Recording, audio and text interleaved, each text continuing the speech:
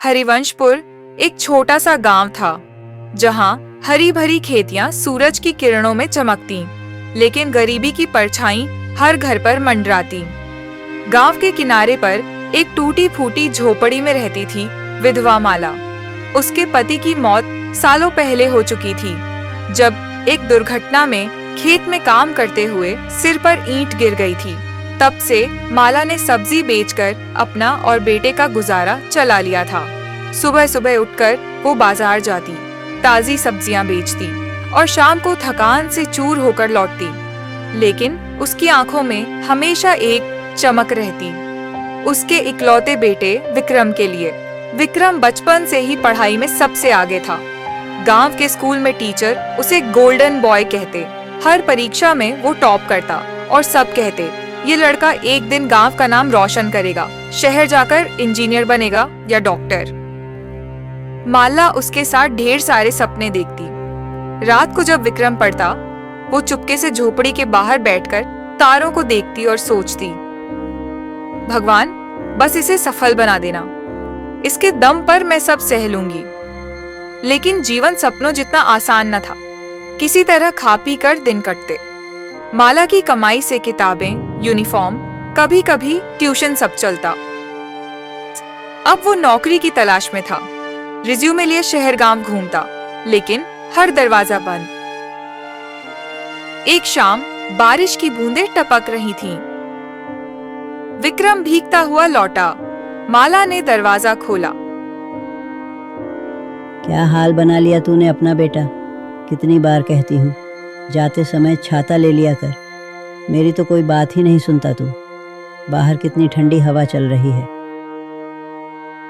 ओ माँ, इतनी टेंशन क्यों लेती हो? सुबह जल्दी निकलता हूँ, छाता याद ही नहीं रहता। वैसे आज भी एक इंटरव्यू में गया था, शहर के एक प्राइवेट फर्म में अकाउंटेंट का। मेरे कागजात देखकर तो वो प्रभावित हुए। बोले, बहुत अच्छा प्रोफाइल है, लेकिन अभी कुछ कह नहीं सकते। 2 दिन बाद आना, तब बताएंगे कि सिलेक्शन हुआ या नहीं। इन ऑफिस वालों का तो बस यही धंधा है, बेबस लोगों को चक्कर लगवाते रहो। इन्हें क्या पता नौकरी की कितनी सख्त ज़रूरत है तुझे। घर का हर सामान उधार पर चल रहा है। मैं तो बाजार में सब्जी बेचकर इतना ही जुटा पाती हूँ कि 2 वक्त की रोटी मिल जाए। अच्छा छोड़ बेटा, तू हिम्मत मत हार। तू तो पढ़ा लिखा समझदार लड़का है। थोड़ा समय लग सकता है, लेकिन तुझे एक ना एक दिन ज़रूर कोई अच्छी नौकरी मिल जाएगी। भगवान सब देख रहा है, बस धैर्य रख। हर गांव में ऐसे कुछ लोग जरूर होते हैं जिन्हें अपनी जिंदगी से ज्यादा दूसरों की जिंदगी में दिलचस्पी होती है। कौन क्या कर रहा है, किसके घर में क्या झगड़ा चला, किसकी बेटी कब शादी कर रही, इन्हीं बातों की रिसर्च में उनका दिन कट जाता।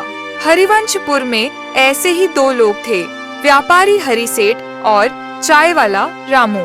हरि सेठ को जब भी फुर्सत मिलती, वो रामू की छोटी सी चाय की दुकान पर जाकर बैठ जाता। वहाँ कुर्सी पर लेटकर चाय की चुस्कियां लेते हुए गपशप का दौर शुरू हो जाता। एक दोपहर बाजार की गर्मी में पसीना बहाते हरि सेठ दुकान पर आ धमके।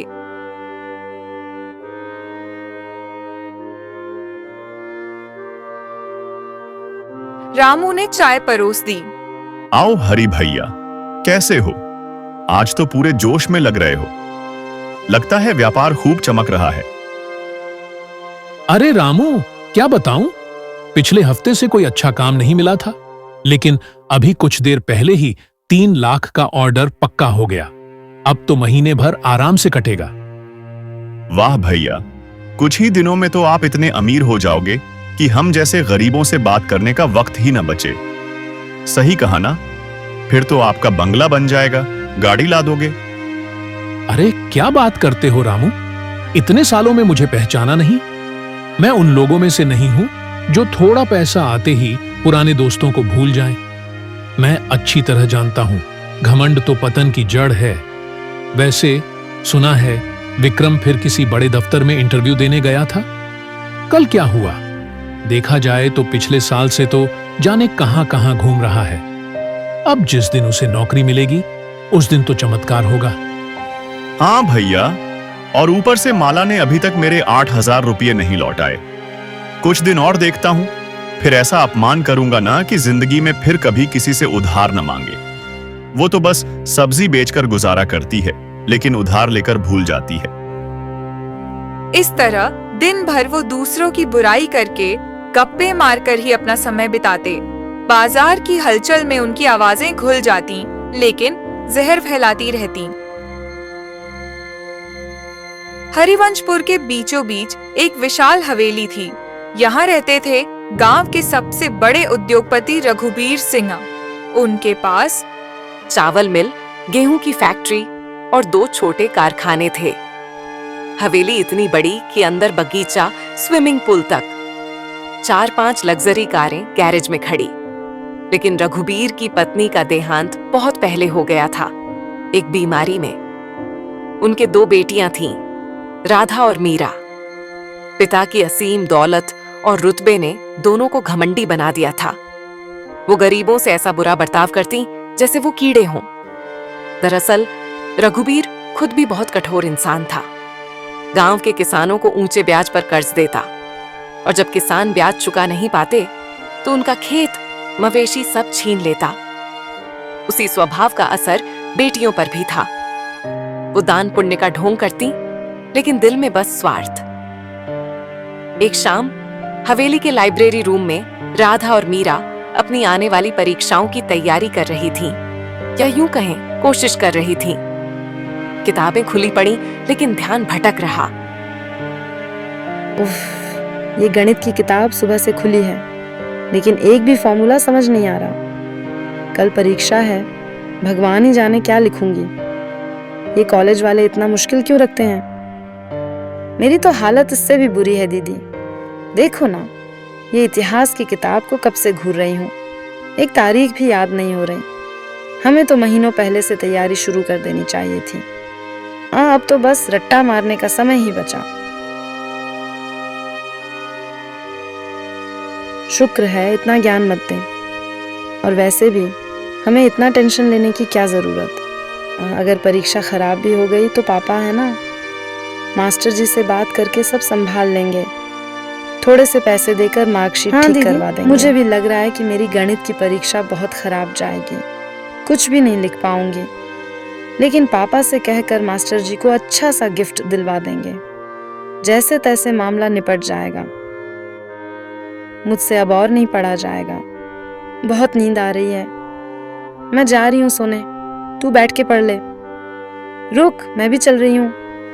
जब बिना पढ़े ही पास हो सकते हैं तो मेहनत क्यों बर्बाद करें। वैसे पता है, वो रोहन हर बार क्लास में फर्स्ट आता है। मास्टर जी मुझे हमेशा उसी से तौलते हैं। इस बार परीक्षा खत्म हो जाए, फिर अगर मैंने रोहन को कॉलेज से बाहर नहीं निकलवा दिया तो मेरा नाम भी राधा नहीं। पापा से कहकर एडमिशन कैंसिल करवा दूंगी। विक्रम बहुत ही सरल और सीधे साधे स्वभाव का लड़का था। अगर कोई उससे बुरा बर्ताव भी करता तो वो चुपचाप सह लेता। जवाब देने की हिम्मत ही ना होती। इसी कमजोरी का फायदा उठाते थे हरी सेठ और रामू। बाजार में मिलते तो ताने मारते, अपमानित करते। एक सुबह विक्रम घर के लिए चावल लेने बाजार आया। रामू की दुकान पर रुक गया। क्या रे विक्रम, इस वक्त बाजार में क्या कर रहा है? कहाँ जा रहा है इतनी सुबह? घर में चावल खत्म हो गया था, वही लेने आया हूं। आप लोग कैसे हैं काका? अच्छा होने की कोशिश तो कर रहे हैं, लेकिन हो नहीं पा रहे। अभी तक मेरे 12,000 रुपए लौट आए नहीं। क्या तेरी माँ ने तय कर लिया है कि मेरा पैसा वापस नहीं करेगी? नहीं काका जी, ऐसा कुछ नहीं है। बस हालात थोड़े खराब चल रहे हैं। मैं नौकरी की तलाश में हूं। जैसे ही नौकरी लगेगी मैं आपका सारा पैसा चुका दूंगा, चिंता मत कीजिए। तू नौकरी ढूंढ रहा है? ये बात तो मैं पिछले 1 साल से सुन रहा हूं। इस जन्म में तुझे नौकरी मिलेगी ऐसा तो मुझे नहीं लगता भाई। अरे काका, ऐसा काहे कह रहे हैं? मैं पूरी कोशिश कर रहा हूं। बहुत जल्द कोई अच्छी नौकरी मिल जाएगी, बस थोड़ा समय लग रहा है। हाँ, यही बहाना बनाकर तेरी माँ ने गांव के कई सारे लोगों से पैसे उधार लिए हैं। क्या तुम लोग सबका पैसा खाकर भागने की सोच रहे हो? देखो विक्रम, हम गरीब आदमी हैं, लेकिन ईमानदारी जानते हैं।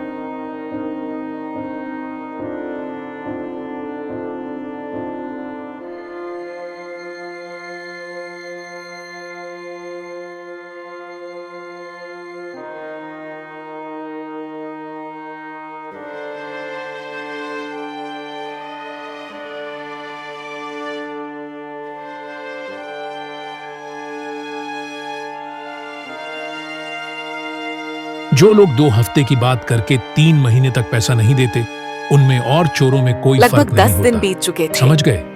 यह आखिरी एक दोपहर चेतावनी है। हरी सिर्फ सेठ, 1 हफ्ते रामू का समय दे और रहा एक हूं, स्थानीय वरना सिपाही को कानूनी साथ कार्रवाई लेकर करूंगा। हरिमाला के जेल घर, की हवा जो खिलवा दूंगा। विक्रम की मौसी के घर के पास था, पहुंचा। अरे माला, विक्रम, बाहर आओ। क्या तमाशा लगा रखा है तुम लोगों ने? अरे समझ क्या रखा है तुम लोगों ने? चोरी का धंधा शुरू कर दिया है क्या? 2 हफ्ते कहां था, अब 3 महीने हो गए, अभी तक मेरा पैसा नहीं लौटाया। आवाज सुनकर विक्रम और माला घबराते हुए बाहर निकले।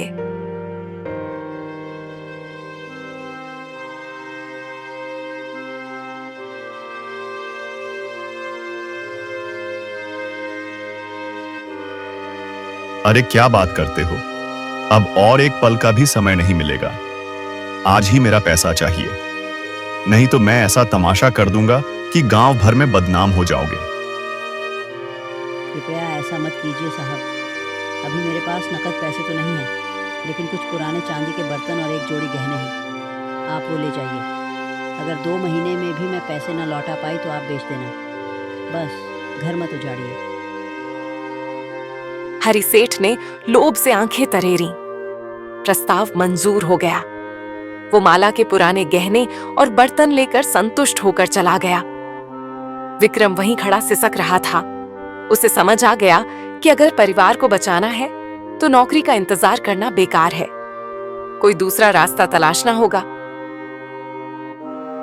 उस रात माला सोई तो विक्रम बाहर बैठा चांद को देखता रहा। मां के गहने वो उसके आखिरी सहारे थे। इन्हें वापस लाना होगा।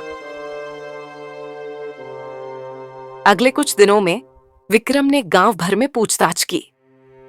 आखिरकार उसे रघुबीर सिंह के बारे में पता चला। वो गांव का सबसे बड़ा मालिक, शायद उनके कारखाने में कोई जगह मिल जाए। हिम्मत जुटाकर वो हवेली पहुंचा।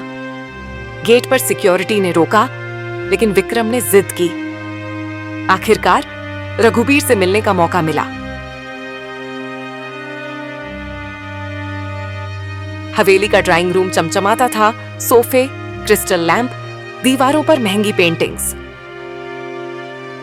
तुम्हें तो पहले कहीं देखा नहीं। अपना परिचय दो बेटा।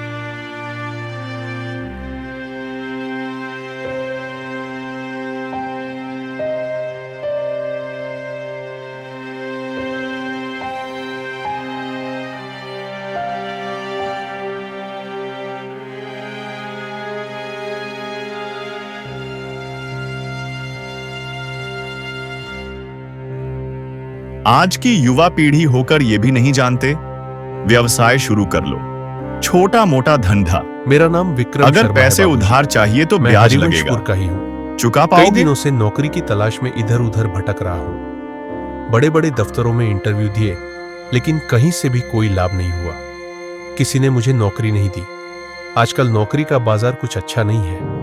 नौकरी की उम्मीद में बैठे रहना बेवकूफी के सिवा कुछ नहीं। वैसे मुझे एक ईमानदार लेखाकार की जरूरत है। क्या तुम लेखा अब जोखा देखिए संभाल काका, सकते हो? अभी हमारा मैथ्स में समय डिग्री है थोड़ा ना? खराब चल रहा है। हाँ बाबूजी, मैं पूरी ईमानदारी से काम जितना भी बकाया है आपको शिकायत का मौका नहीं दूंगा, वादा है। हाँ तो ठीक है, कल से तुम मेरी चावल मिल में लेखाकार के रूप में काम शुरू कर दो।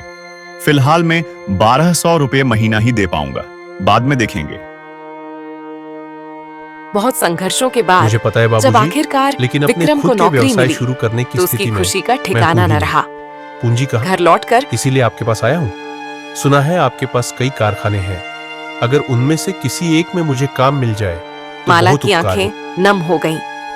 पहली बार घर में हंसी की गूंज हुई।